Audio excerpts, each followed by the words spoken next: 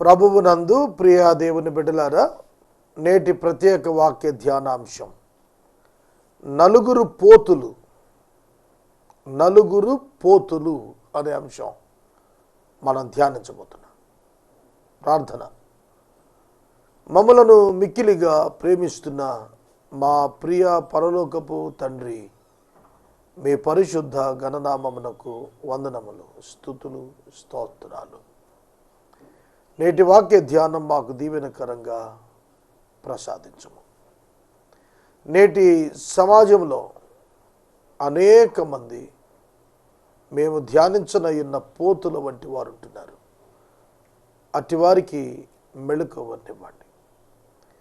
అట్టి దుస్థితిలో ఏ ప్రేక్షకుడు పడకుండా సహాయం చేయండి.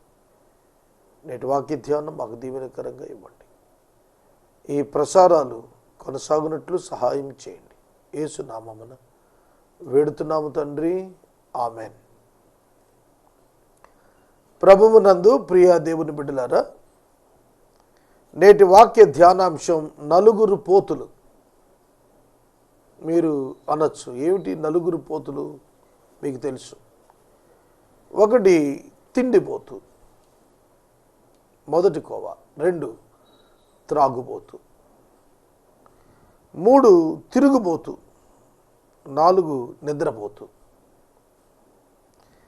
తిండిపోతు, త్రాగుబోతు, తిరుగుబోతు, తిండిపోతు. మనుషుల్లో వివిధ రకాలైనటువంటి వ్యసనాలు ఉంటాయి. ఆ వ్యసనాలు వారి పతనానికి కారణమవుతూ ఉంటాయి. అవి ఆ వ్యసనం మితిమీరి ప్రమాదంకు వెళుతుంది అన్నప్పుడు వారు నాశనం వైపు అడుగులేస్తూ ఉంటారు. సామెతల గ్రంథం 23వ అధ్యాయంలోని కొన్ని వచనాలు ఈ నలుగురు పోతుల ప్రస్తావన తీసుకొచ్చింది. సామెతల గ్రంథ రచయిత సొలొమోను మహారాజు. సొలొమోను మహారాజు మహాజ్ఞానం కలిగినవాడు, లోకాన్ని పరిశీలించినవాడు, వివిధ మనుషులను పరిశీలించినవాడు, వృక్షాలను పరిశీలించాడు, జంతువులను పరిశీలించాడు, మనస్తత్వాలను పరిశీలించాడు, శాస్త్రాలు పరిశీలించాడు. ఒక విధంగా ఆయనకి తెలియనిది లేదు అని అంటే విచిత్రం కాదు. అంత గొప్ప జ్ఞాని. భూమి మీద అంతటి జ్ఞాని మరొకడు లేడు. అటువంటి మహాజ్ఞాని మానవులు తమ జీవితాన్ని ఎట్లా బాగు చేసుకోవాలో నేర్పించాడు.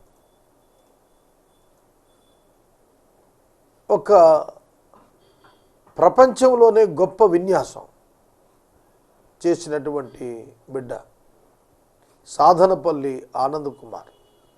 17 సంవత్సరాల వయసులో ఎవరెస్ట్ శిఖరాన్ని ఎక్కినటువంటి ఘనత సాధించిన వ్యక్తి. ఆ కుమారుడు ఈ మధ్యకాలం ఏలూరులో మా దగ్గర ఉన్నాడు. ఆయన మాట్లాడుతూ చెప్పాడు, అనుదినము నేను సామెతల గ్రంథం చదువుతానండి అన్నాడు. సామెతల గ్రంథం అతనికి స్ఫూర్తినిచ్చిందట. ఎవరెస్ట్ శిఖరాన్ని ఎక్కినటువంటి ఘనత సాధించిన ఆ కుమారుడు బైబిల్ని ఎవరెస్ట్ శిఖరం మీద పెట్టిన అబ్బాయి చెప్పిన మాట, స్వయాన నాతోనే చెప్పిన మాట, అంకుల్ గారండి, నేను ప్రతి దినము కూడా సామెతల గ్రంథం చదువుకుంటాను. యవనులు సామెతల గ్రంథం చదివితే, ధ్యానిస్తే, కంటత పెడితే, ఆచరిస్తే ఉన్నత స్థానాలకు వెళ్ళిపోతారు. ఇది గుర్తుపెట్టుకోండి. ఒక్కొక్క మాట బంగారు మూట, వజ్రాల మూట, అందులో సందేహం లేదు.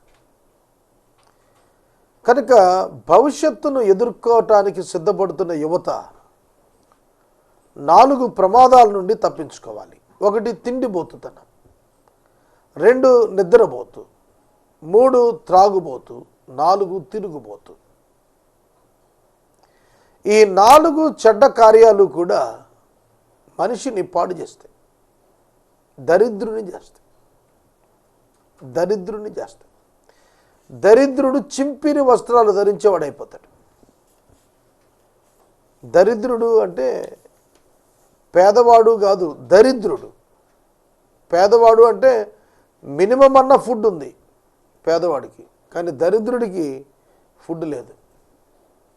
ఈ లక్షణాలు ఎట్లా ఉంటాయి అనేది చెబుతూ వచ్చాడు సామెతల గ్రంథం 23వ అధ్యాయంలో. మాంసము హెచ్చుగా తినువారితో సహవాసము చేయవద్దు, తిండిబోతులు దరిద్రులు అవుతారు అని రాశాడు. మాంసాపేక్ష. ఈ మధ్యకాలంలో ఒబామా గారు ఒక స్టేట్మెంట్ వాడారు. దాని మీద భారతదేశంలో చాలా పెద్ద గొడవే వచ్చింది. భారతదేశంలో ఉన్నవాళ్ళు, సౌత్ ఏషియా, భారతదేశంలో ఉన్నవాళ్ళు, ఏషియా ఖండంలో, ఆసియా ఖండంలో ఉన్నవాళ్ళు బాగా తినేస్తున్నారు అని ఒక స్టేట్మెంట్ వాడాడు. దానికి అందరూ కూడా సర్రున చివుక్కున తలెత్తి సర్రున స్పందించారు. కానీ వాస్తవం వాటిల్లో మళ్ళా భారతదేశంలోకి వచ్చేటప్పటికి మన సౌత్ ఇండియన్స్ అంటే ఆంధ్రప్రదేశ్, తమిళనాడు ఈ ప్రాంతంలో ఫుడ్ హ్యాబిట్స్ చాలా ఎక్కువగా ఉంటాయి. అందుకే ఇక్కడనే ఎక్కువ శాతం హృద్రోగులు, షుగర్ వ్యాధిగ్రస్తులు ఐడెంటిఫై అవుతూ ఉంటారు. అంటే అవసరానికి మించి తినేయటం, అవసరానికి మించి తినటం. బ్రతకటం కొరకు తినటం కాదు, తినటం కొరకే బ్రతకటం. ఇది ప్రధానమైన చిక్కు. తిండిబోతుతనం అలవాటు మనుషులను పేదవారిగా మార్చేస్తుంది, ఆరోగ్యంలో తగ్గిపోయేట్టు చేస్తుంది. ఐజక్ జాకబ్ అని ఒక వైద్యుడు ఉన్నారు మద్రాసు పట్టణంలో. నేను ఒక సమస్యతో ఆయన ఎదురుకు వెళ్ళాను. Is a Christian doctor. Acupressure మీద ఆయన ఒక సైంటిస్ట్ లైక్. ఆయన నాతో మాట్లాడినప్పుడు చెప్పారు, ఆకలి వేస్తే తినండి, వేయనప్పుడు తినవద్దు. మీ శరీరం ఆకలి అయితే అడుగుతుంది, మీ శరీరానికి దాహం అయితే అడుగుతుంది, అప్పుడే తాగండి, అప్పుడే తినండి. మళ్ళా చాలు, శరీరం చాలు అన్నప్పుడు ఆపేయండి, అంతే, మీ ఆరోగ్యం కాపాడబడుతుంది అన్నాడు. ఆయన చెప్పిన అనేకమైన విషయాలు ఆహారాన్ని గురించి నన్ను ఆశ్చర్యానికి గురి చేశాయి. మనం పాలు తాగటానికి ఎక్కువ ఆసక్తి చూపిస్తుంటాం, లీటర్ల పాలు తాగేస్తుంటాం. ఆయన చెప్పిన ఒక్క మాట చెప్తాను, ఆశ్చర్యం కలిగించిన మాట. పాలు తాగొద్దన్నాడు. ఒకవేళ తాగటం అలవాటు అయితే కనుక ఒక కప్పు ఒక రోజుకి చాలా మేగడ తీసి పలచట పాలు తాగమన్నాడు. నేను అడిగాను, ఎందుకు అట్లా చెబుతున్నారు?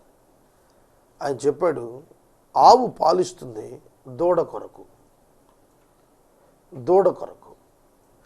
దూడ 1 సంవత్సరం 2 సంవత్సరాల్లో 20-25 కేజీలు అయిపోతుంది. పుట్టినప్పుడు దానికి పళ్ళు ఉంటాయి, మీరు గమనించారా అన్నాడు. మనం పుట్టినప్పుడు పళ్ళు ఉండవు. బలమైన ఆహారం, పాలు చాలా బలమైనవట. దూడ బరువు పెరగటానికి ఆ పాలు ఉపకరిస్తాయి అన్నాడు. అందుకే అవి పుట్టుకతోనే పళ్ళు కలిగి ఉంటాయి. బలమైన ఆహారం తినడానికి వాటికి దేవుడు మొదటే పళ్ళు ఇచ్చాడు అన్నాడు. అలా అనేకమైన విషయాలు చెప్పాడు వైద్యంలో నుంచి ఆయన, బైబిల్ని కంపేర్ చేస్తూ. నాకు ఆశ్చర్యం కలిగింది. దేవుడు నీ శరీరంలోనే అనేకమైన వ్యవస్థలు ఏర్పాటు చేశాడు. ఆ వ్యవస్థలు నిన్ను అలర్ట్ చేస్తాయి, నిన్ను పురికొల్పుతాయి, నీకు హెచ్చరికలు చేస్తాయి. అవి నువ్వు పట్టించుకోవటం మానేసి నీ ఇష్టం వచ్చినట్టు నువ్వు తినటం మొదలు పెడితే ఒబేసిటీ వస్తుంది,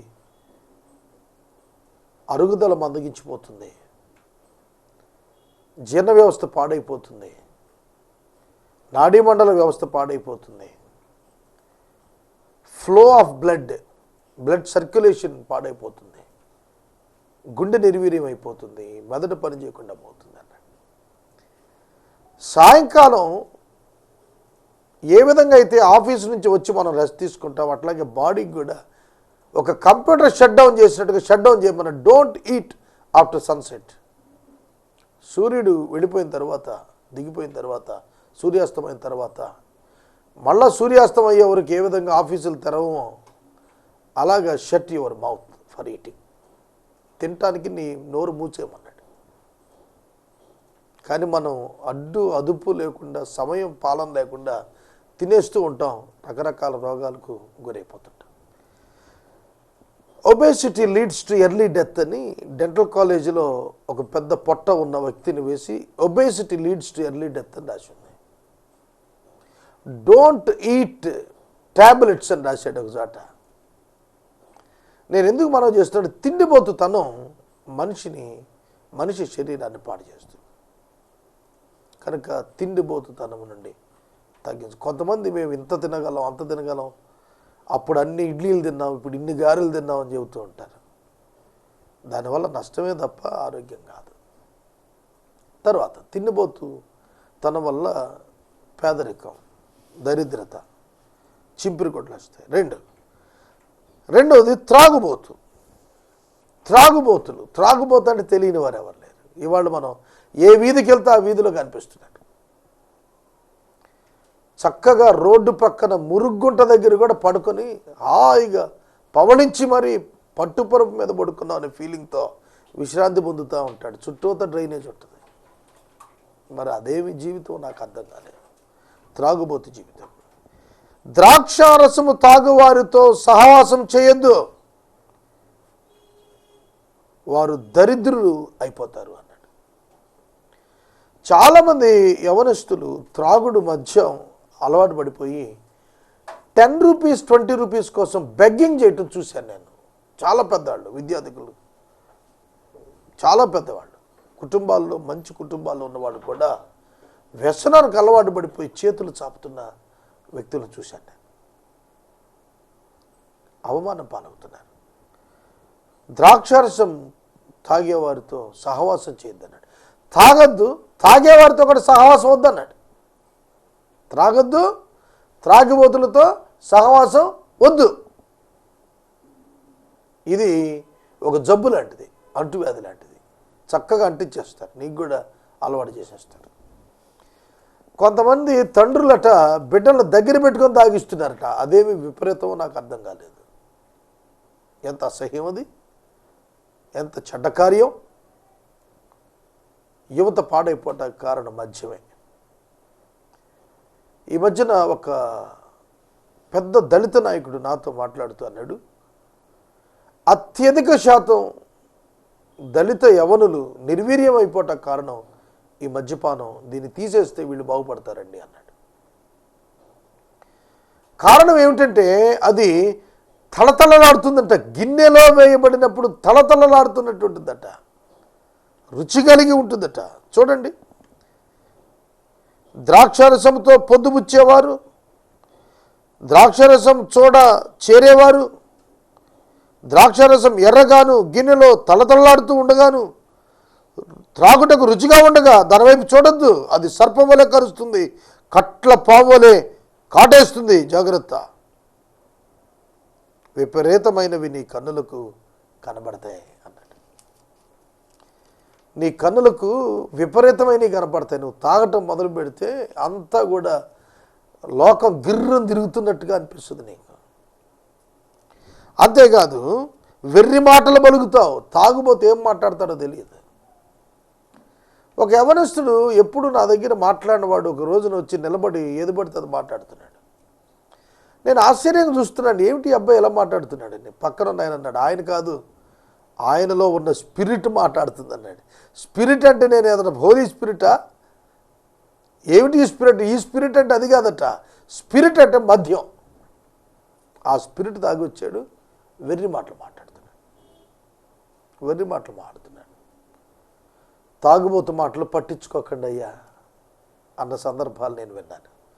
వాడేదో తాగి మాట్లాడుతున్నాడు లేండి, వెళ్ళండి సార్ అన్న వాళ్ళని చూసాం. ఏమవుతోంది? మెదడు మీద పనిచేసి, మెదడు మొద్దుబారేట్టు చేసి, విచక్షణ లేని వాళ్ళగా చేసి జీవితాలు పాడు చేస్తుంది మద్యపానం. చూడండి, ఎవరికి శ్రమ, ఎవరికి దుఃఖం, వింటున్నారా నా మాటలు? మళ్ళీ చెప్తున్నాను. ఎవరికి శ్రమ, ఎవరికి దుఃఖం, ఎవరికి జగడం, ఎవరికి చింత, ఎవరికి మందదృష్టి, ఎవరికి హేతువు లేని గాయాలు.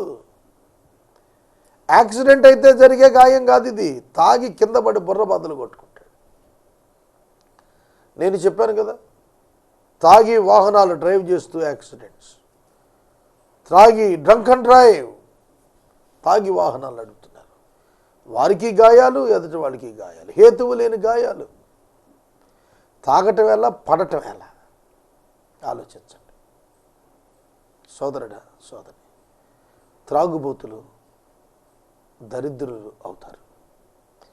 ఆదాయం ఉండదు, పనికి వెళ్ళలేరు కనుక. జీతం వస్తే తాగేస్తారు, ఆహారం ఉండదు, ఆరోగ్యం పాడవుతుంది. 20 సంవత్సరాలప్పుడు వ్యసనానికి గురైన వారు 30లో వ్యాధిగ్రస్తులై ఎర్లీ 40s దగ్గర చచ్చిపోతున్నారు. కారణము వారిలో ఉన్న ఈ తాగుబోతుతనము. కట్ల పాములాగా కాటేస్తుందట. విపరీతమైన ఈ కన్నులకు కనబడతాయంట. సముద్రం మధ్యలో పండుకున్న వాడిలా ఉంటాడట. తాగిన వాడు ఎలా ఉంటాడట? వాక్యం చెబుతోంది 23:34 సామెతల గ్రంథం. నీవు వెర్రి మాటలు పలుకుతావు, నీవు నడి సముద్రంలో పండుకున్న వాని వలె ఉంటావు. వాడ కొయ్య చివర పండుకున్న వాడిలా ఉంటావు. ఇట్లా దొర్లితే సముద్రంలో పడతావు. వాడ కొయ్య పైన, కొనపైన ఎవడైనా కొయ్య పైన పడుకుంటాడా? పడుకుని డొల్లితే ఉంది, నీళ్ళల్లో ప్రవాహంలో పడిపోతాడు. Going to die, about to death, చావుకు సమీపంగా ఉంటాం. ఇవాళ ఎంతమంది ఇట్లా ఉన్నారు? అయ్యా త్రాగకండి, లంగ్స్ పాడవుతాయి, త్రాగకండి గుండె పాడవుతుంది, త్రాగకండి కిడ్నీస్ పాడవుతాయి అంటే నవ్వుతున్నారు చాలామంది. ఎందుకు పాడవుతాయి అంటున్నారు. ఒక్కసారి ఆశ్రమ్ హాస్పిటల్కి పోండి, అక్కడ 30 డయాలసిస్ యూనిట్స్ ఉన్నాయి. గవర్నమెంట్ హాస్పిటల్కి వెళ్ళండి, 15 డయాలసిస్ యూనిట్స్ ఉన్నాయి. ఎవ్రీ 4 hours ఒక పేషెంట్కి డయాలసిస్ చేస్తుంటే, వింటున్నారా, మూత్రపిండాలు బ్లాక్ అయిపోతున్నాయి మద్యపానం చేత. నేను మనవి చేస్తున్నాను, ఇన్ని మిషన్స్ ఉంటే 4 గంటలకు ఒకటి చొప్పున చేస్తుంటే కిటకిటలాడుతున్నారు పేషెంట్స్. యవ్వన బిడ్డలు చాలామంది ఉన్నారు. కారణము వారి జీవితాల్లో త్రాగుబోతుతనం. తిండిపోతూ, 2 తాగుబోతు, 3వది నిద్రపోతు. బద్ధకం. Early to bed, early to rice. త్వరగా పడుకోండి నాయన, త్వరగా లేగండి అని చెప్పేవాళ్ళు మా చిన్నప్పుడు. ఇప్పుడు టీవీలు వచ్చాయి, సీరియల్స్ అయిపోతాయి. ఒకప్పుడు సినిమా చూడాలి అని అంటే మా యవ్వన కాలంలో థియేటర్కి పోవాలా, టికెట్ కొనుక్కోవాలా, డబ్బు కావాలి, మధ్యలో పాప్కార్న్ తినాలి, ట్రావెల్ అటు ఇటు ట్రాన్స్పోర్ట్ కావాలి. ఇన్ని బాధలు పడేవాళ్ళు. అది కూడా వారంలో ఒక్కసారి పాఠశాల సెలవు ఉన్నప్పుడు, నెలలో ఒకసారి ఏదైనా పండుగ వచ్చినప్పుడు ఎప్పుడో వెళ్ళేవాళ్ళు.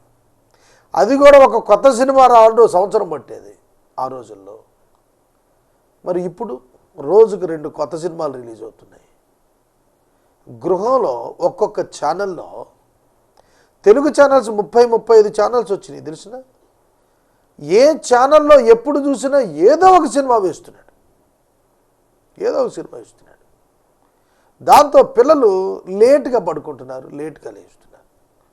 లేటుగా లేచేటప్పటికి పాఠశాలకి వెళ్ళి మళ్ళీ నిద్రపోతున్నారు, కార్యాలయాలకు వెళ్ళి నిద్రపోతున్న వాళ్ళు ఉన్నారు. కొందరు వాహనం నడుపుతూ కూడా నిద్రపోయి చచ్చిపోయిన వాళ్ళు ఉన్నారు. నిద్రపోతుతనం అంటే లేమికి కారణం అవుతుంది, కొదువకు కారణం అవుతుంది, చింపిన గుడ్డలు ధరించడానికి కారణం అవుతుంది. చేయాల్సిన పని పోస్ట్ పోన్ చేస్తాడు నిద్రపోతూ. పగలంతా పడుకునే వాళ్ళని చూశానండి నేను. ఎంత బ్యాడ్ హ్యాబిట్ అది. ఒక అతను ఉన్నాడు, విద్యాధికుడే, 11-12 గంటల వరకు పడుకుంటాడు. ఏమీ అభివృద్ధి లేదు.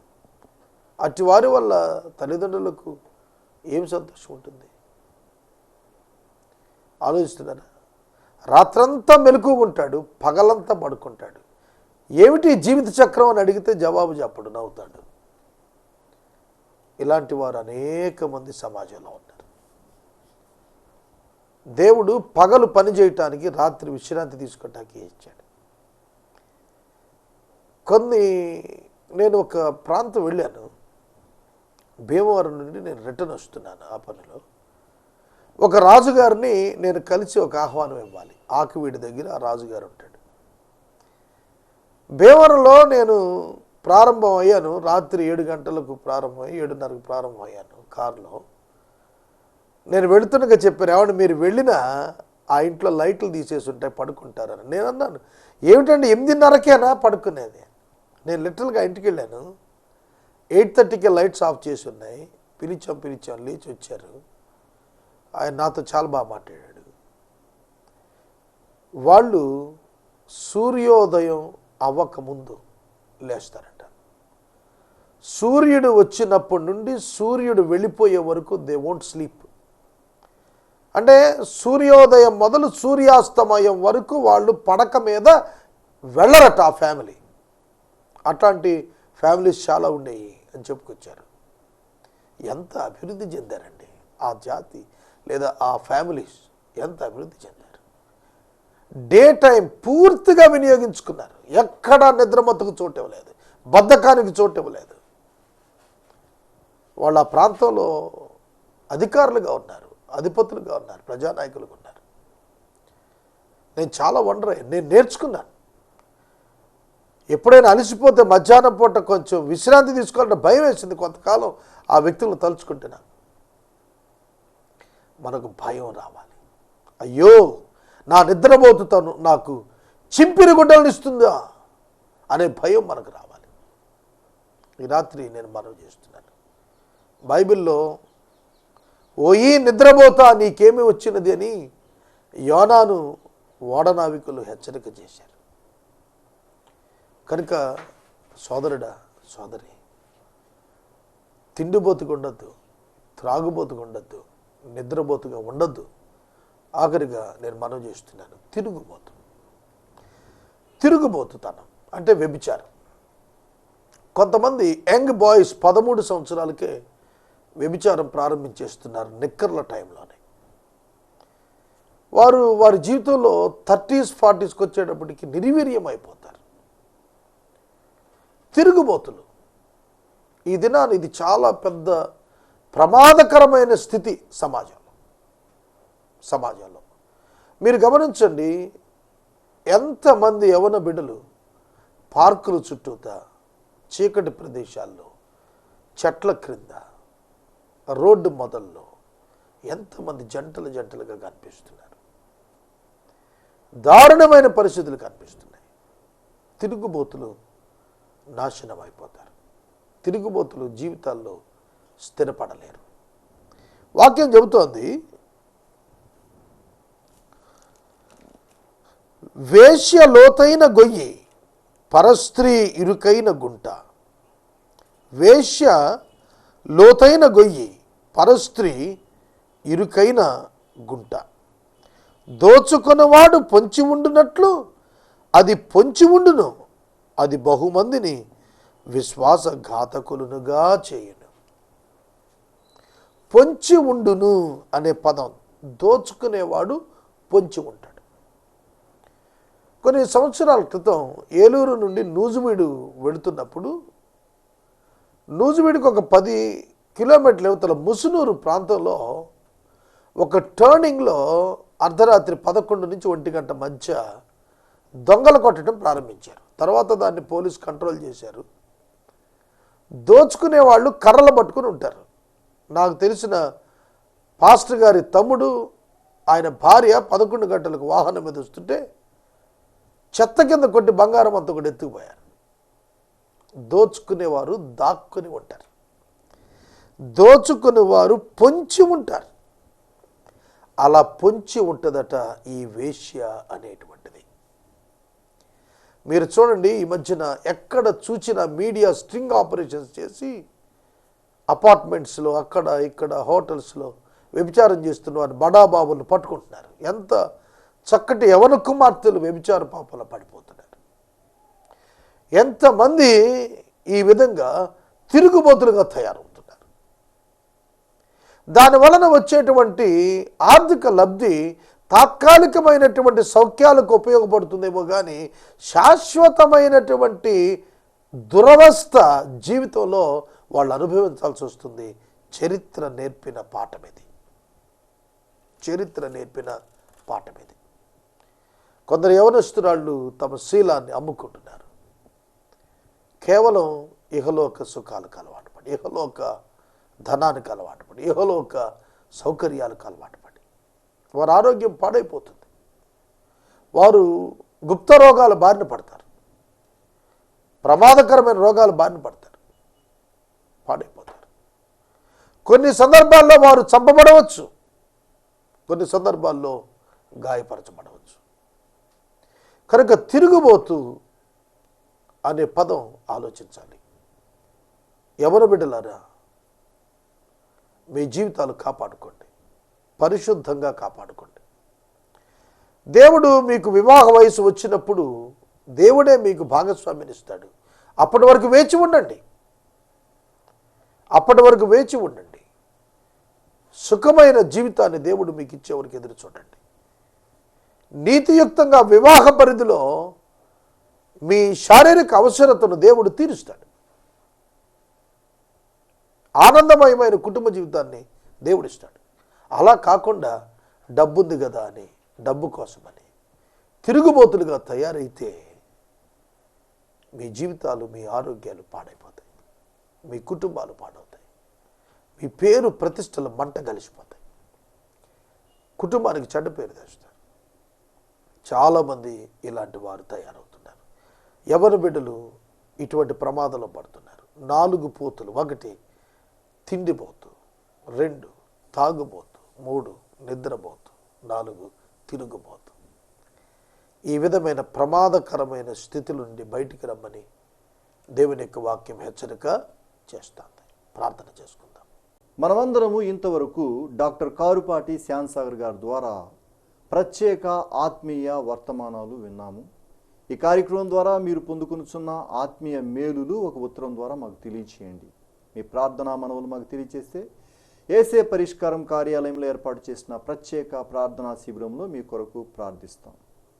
అలాగే ప్రతిదినము యాక్ట్ టీవీలో రాత్రి 9 గంటల నుంచి 9:30 వరకు ఏసే పరిష్కారం కార్యక్రమాన్ని వీక్షించమని ప్రేక్షకులందరినీ ప్రేమగా వేడుకుంటూ ఈ కార్యక్రమాన్ని ముగింపు ప్రార్థన ఆశీర్వాదాలతో ముగిద్దాం. ప్రార్థన చేసుకుందాం. మమ్మల్ని మిక్కిలిగా ప్రేమిస్తున్న మా ప్రభు మీకు వందనాలు. వాక్యం విన్న బిడ్డలను దీవించండి. యవనులు తమ నడత మార్చుకొని జీవదాయకమైన మీ వాక్య మార్గం వెంబడించుటకు సహాయం చేయండి. తల్లిదండ్రులు తమ పిల్లలను గమనించుకోవాలి. అట్టి స్థితి ఆ బిడ్డలకు దయచేయండి. యవనులు తమ యొక్క నడతను దేవుని వాక్యం చేత సరి చేసుకోవాలి. అట్టి కృపను యవన బిడ్డలకు ఇవ్వండి. యేసు నామములో అడుగుచున్నాం తండ్రి, ఆమేన్. తండ్రి అయిన దేవుని ప్రేమ, కుమారుడిని యేసయ్య కృప, పరిశుద్ధాత్మని యొక్క అన్యోన్య సహవాసం సదాకాలం మనకు తోడైండును గాక.